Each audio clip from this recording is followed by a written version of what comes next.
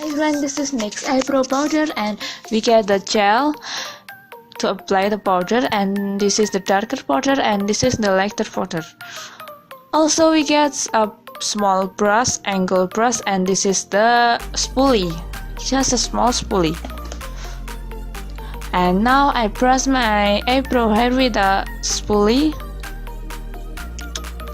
and yeah, I use the gel to take the powder to make it more pigmented. And then I apply it. This is my first time applying gel. Oh no, this is eyebrow powder.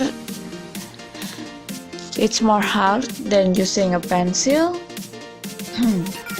But why it's look like wet and look watery, and I try to make it matte to add more powder, but yeah, it's still watery.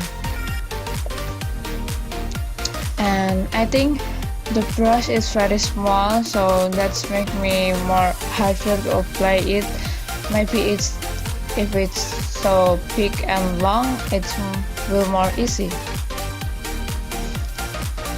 I try to brush in the inner corner or inner brow to make it more softer.